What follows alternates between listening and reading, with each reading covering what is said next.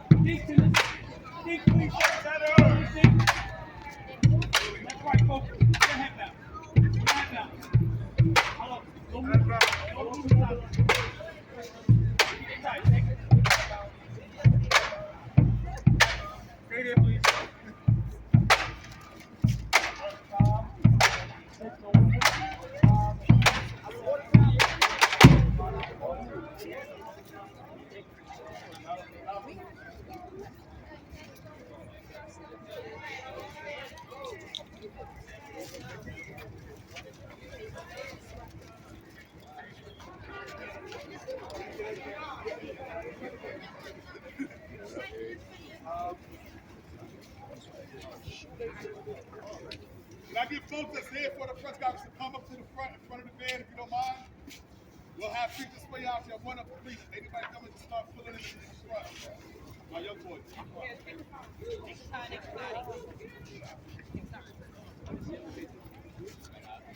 Hey, Vic. You have me slide over. Slide down, slide down, slide down, slide down, all the way down, all the way down. Come on. All the way, all the way, all the way, all the way. Come down, son. Come down, Just son. slide down. Come on, guys. Slide down. Right this side, right this side. Slide down, slide down. Nice. Good to see you again.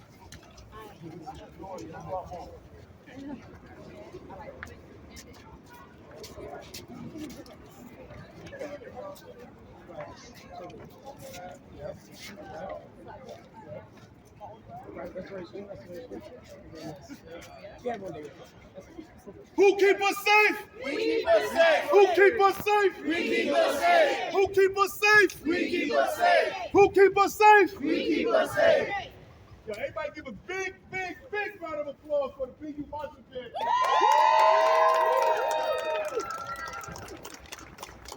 Now, y'all are lit, for real. Y'all really lit.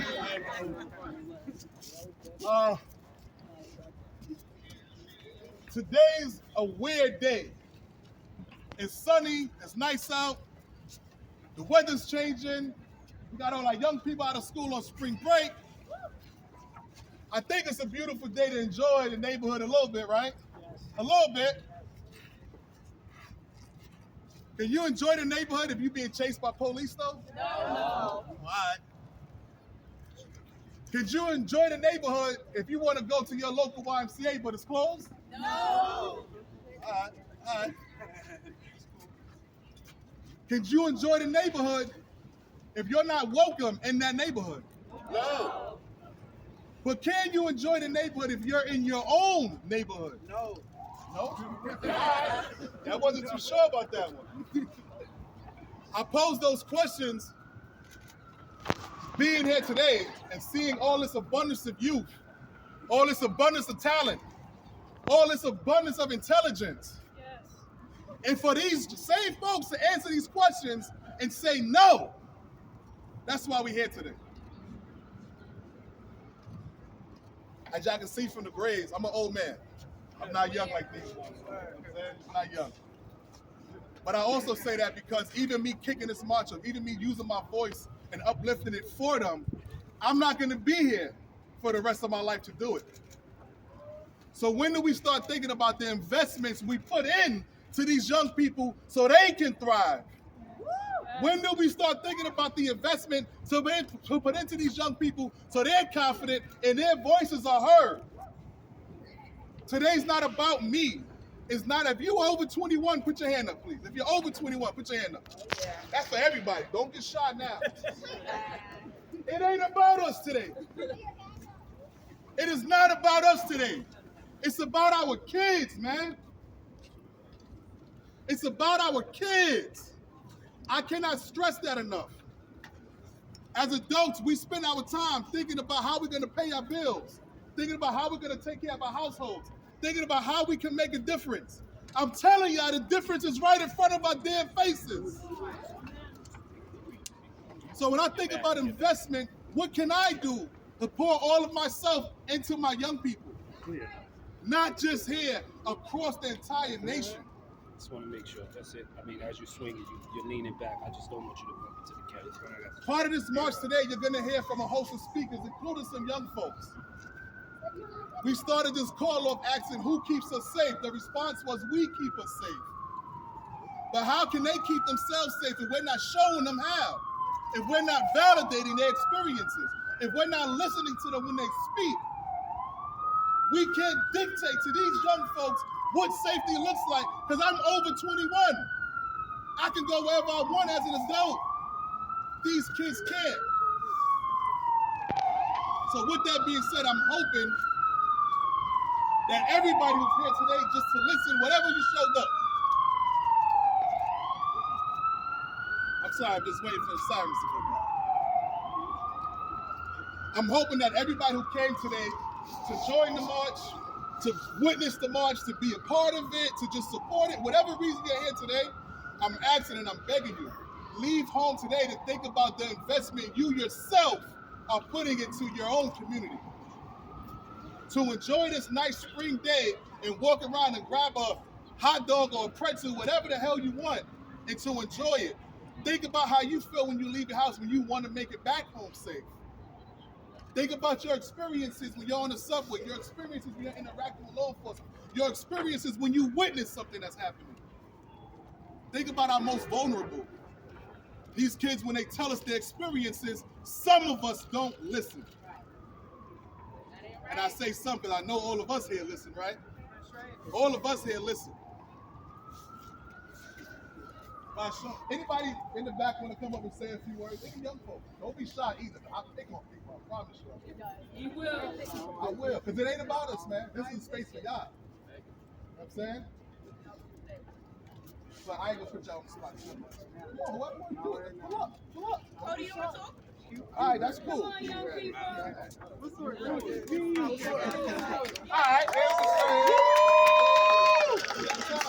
it ain't about us. Talk your talk, man. Whatever you want to say.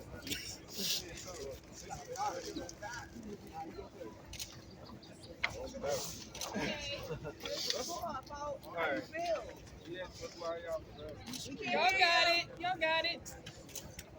I feel extremely happy that y'all came out today to support us. Yeah, I'm extremely happy that y'all came outside to support us today. Oh my God. It's all right. It's all right. You got it. It's all right. Yeah, I want to be heard, and I want to make sure none of this happens to anyone else in the street. Yeah, I'm on his side. I don't need no police harassing nobody. Why not? That don't sit right with me. And yeah, I want us to be heard. Your mic is in shut. Everybody is. Yeah. You were in And it's all right. We're going to give them a round of applause, too. The fact that they stepped up, that's the first step. And again, this is why we do it, though.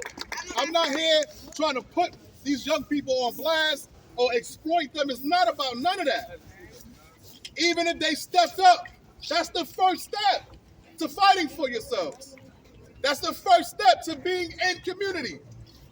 So they might not have the words today.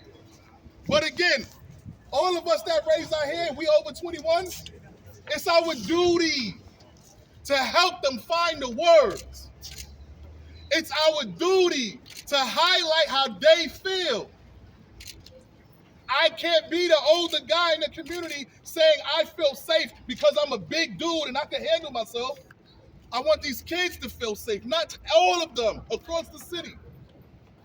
So when we start making statements, when we talk about the work that we're doing, policies, budget, all of this stuff, they need to be directing how we speak about it. If they don't have the words for it, we give them the words. We show them the words. Again, today is just about us supporting our youth. Give them a round of applause for me, please.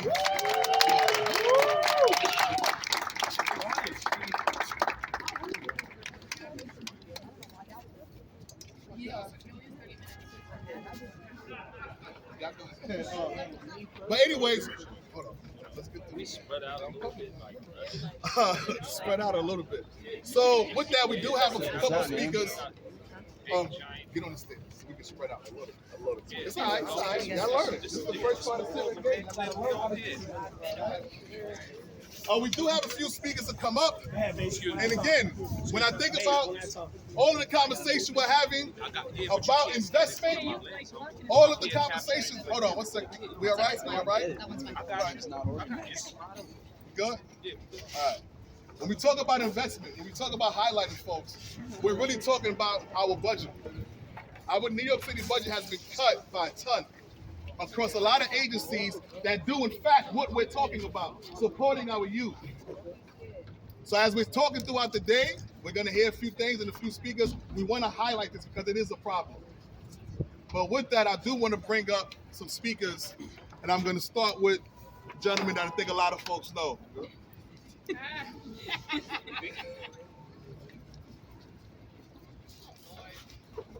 I hope everybody knows. I'm going to bring up a few folks, a dope attorney that I've been working with for a few years now, a dope attorney who shows up to the cause of action, a dope attorney who values real experiences, a dope attorney who doesn't exploit those real experiences.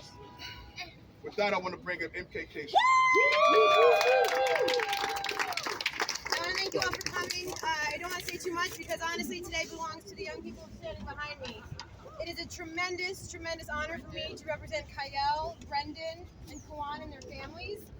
These are children, these are New York City's children. They're bright, they're funny, they're talented, they're special, but in so many ways they're also normal. They're kids, right? They're New York City's kids. Budget season is a time for us to talk about what our values are. And we, for as long as I've been alive, have been valuing funding a system that only cares about itself, that exists to protect and defend its own existence, and that does not serve or protect the most vulnerable people in our communities, including these kids behind me. The hypocrisy of it all is that the same officials that claim to care about public safety mobilize immediately to ensure that someone who has made children unsafe is let go, while at the same time calling for policies that criminalize, harm, jail people pre-trial. Talk about it. If we're serious about public safety, we need to look at these kids. Period. Our officials like Mayor Adams want us to believe that the people behind us don't care about safety, as though they are somehow different, that they don't want to be safe just like everybody else. That isn't true. Nope. They need and deserve to be safe. They need and deserve funded schools. They need and deserve parks. They need and deserve control and care in their own neighborhoods. And that is why we're here today. I also want to say that in the aftermath of what happened to these three boys, the media played a role. Both positively, when people like Yoav were getting FOIL requests put in to make sure they knew the truth about what happened, but also negatively, when people like Sarah Wallace were platforming the person who chased them through their neighborhood for 7 minutes, despite the fact that his story was debunked at the scene. The media needs to take its responsibility seriously, to listen to the people who are affected by the policies, not just the people who are served by them because they're in power and they get to decide what those policies are. Thank you.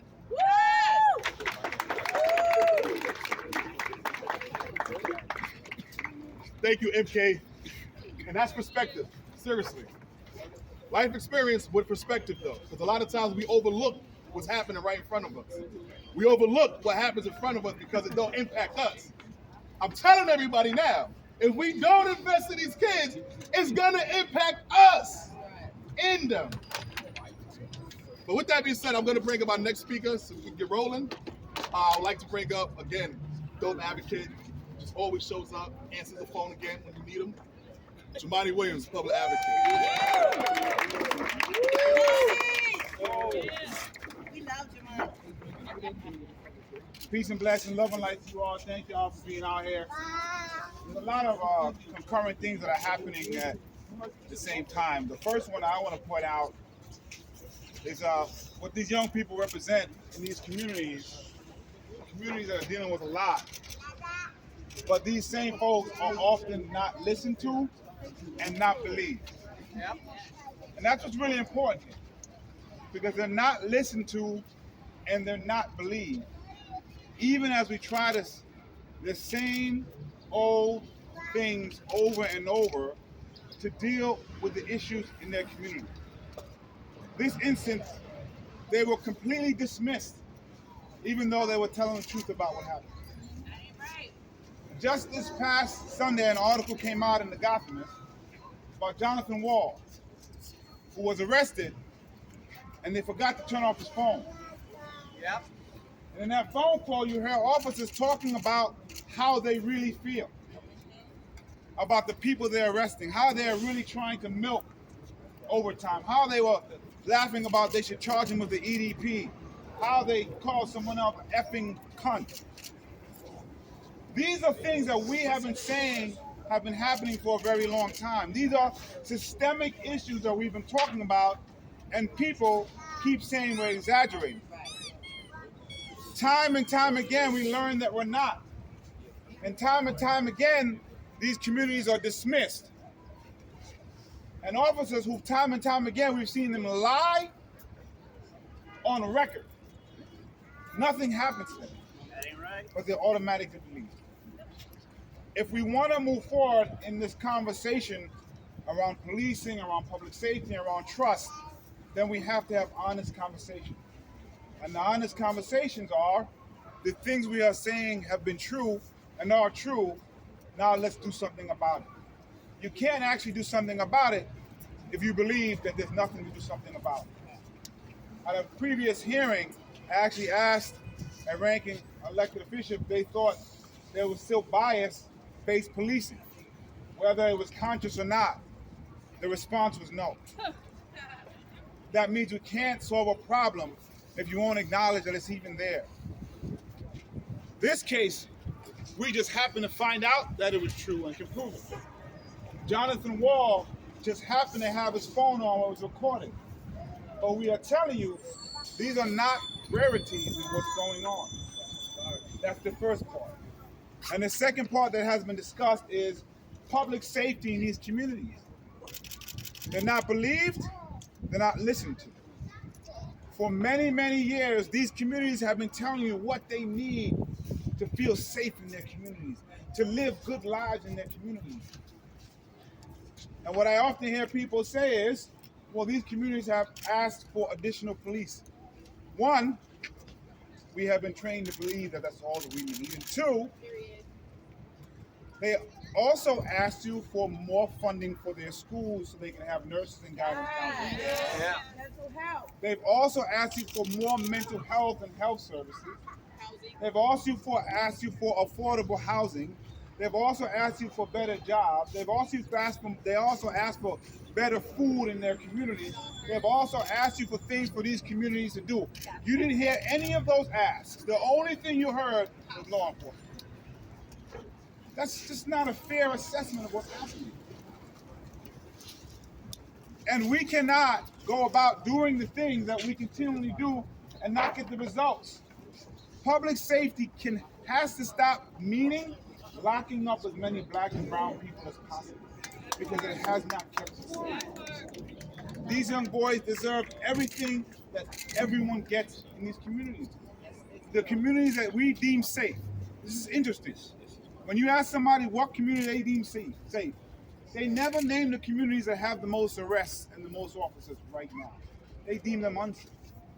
The communities that deem safe don't have the officers on it, but they have pretty good schools. They have pretty good jobs. This is not to excuse behavior we don't want to see, because I want to see accountability for that. But it is immoral to push only accountability when you're doing nothing to change the things that are causing these things to happen in the first place. So please begin to believe these communities, and just as important, begin to listen to these communities. Because to steal a phrase from someone, you can't simply arrest the children of the people you arrested 20 years ago. Because if it would have worked 20 years ago. I'm here to support these kids. I'm here to support this community. And all of us, nobody wants public safety and safety more than the people who are living in these communities. And they're telling you what you need. And I have to say, as an elected official, I understand that law enforcement has a role to play. I want to support it. But we have to stop asking them to do the job of all agencies, do the job of housing and mental health. You can't give them all. What if overtime that NYPD has unlimited access to was given to the Department of Health and Mental Hygiene? What if overtime was given to so many other agencies so they can provide the services they provide? What if everybody worked around the table, looked at these numbers and said, this is what I can do and this is what I need? What if these community groups didn't have to beg for the money to provide the services? So please, let's start now being honest, believe, and listen. As y'all know, this is a march, not a press conference. But we do not, no bad. We do got a lot to talk about, seriously. But I think when we talk about civic engagement, the talking is one piece of it. The doing is different. The action is different. How do we implement what we're talking about? How do we change the narrative so the conversation isn't just words? So I just want to be mindful, because folks that's here, you here for this press conference, I need y'all to, it's nice out, we all said it's nice out, we want to enjoy the city. We can see a lot of it when we start this march. I got two more speakers that I'm going to bring up real quick, and we're going to hit the streets. Next person I want to bring up, he don't really need an introduction. It is what it is. But the organization that they work for is national. We're not just working in New York City alone. They're all over the place now doing this work and talking about human justice. Yeah. Human justice across the board. We just mentioned all of these cuts that's happening to different areas that's affecting our communities. But with that, I'm going to bring in my guy from CCD, Demetrius. Yo, peace. CCD. Yo, peace. I'm gonna start this off thanking the public advocate for taking some time out to grace us with his words, and also Big Brother Big for bringing us here together. But when I say human, you say justice. Human justice. Human justice. Human justice. Because they deserve it. They deserve it. My name is Demetrius, and I represent an amazing organization called Community Capacity Development. And on behalf of our executive director, Kay Bain, he would always start off by saying, today is the greatest day in the history of days. Because today we have come together to actually realize and actualize the young people.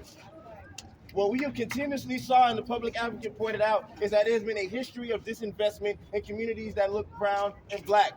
We've seen that every time public officials and other people come up, they say, well, we're going to give you more police. What we have learned is that they are hunting us down. They are hunting them down. The budget reflects the will of the city and its priorities. The public advocate has always stressed that the budget tells you where the truth is. When will the budget reflect those that look like us? When will the budget reflect those who have to go through neighborhoods and understand that the streetlights they do not have is a product of a disinvestment? The food that they cannot access is a product of disinvestment. The schools that they are afraid to go to and the teachers that do the hard work are a product of disinvestment. We call that, when we look at that and we face that, we call that human justice. And these kids and us have the dignity and the right to fulfill our truest potential. What we see here is that there's a lack of investment in what that potential looks like. And we arrest that potential we throw away that potential. What we do at community capacity development is we have an opportunity to go nationwide and talk about what that potential looks like, build that potential up, and let them understand that they have the dignity to be the brightest versions of themselves, no matter how dark you are. We fight for that recognition. We fight for that understanding. We fight for that ability to face the system and tell the system that we see you. We see you, not see us, and we demand to be recognized. Kay Bain always says that our community deals from consistent inconsistency. When will the city and when will those in power finally commit to being a consistent source of investment and love? And if we do not have that, then we can never achieve human justice. But it starts off with recognizing the people who look like us, the young people who come after us. I won't stay here too long, but what we do is the work of the people. And it is always said that if you do not love the people, you cannot serve them. So first off, we have to love our kids. And we have to love ourselves, and we have to love the communities that we come from. But we have to recognize what they have done to our communities and our responsibility to that community. Our responsibility to that community is to love it and love the kids that come from it, but to hold those accountable who serve it. So I say after this march, understand that every day after this day is a march towards getting what we deserve and we demand. Peace. All right, y'all, so we about to get in formation so we can head out. Again, we crossing Brooklyn Bridge, and we heading over to City Hall. All right? But before we go, anybody who's joining us, hold on. Don't break up yet. Before we head out, we got some chants. We want to practice. When I say practice, because we're going to get it right. We're not going to be out in these streets. Y'all embarrassing my kids, all right? All right, y'all. We have our 2 awesome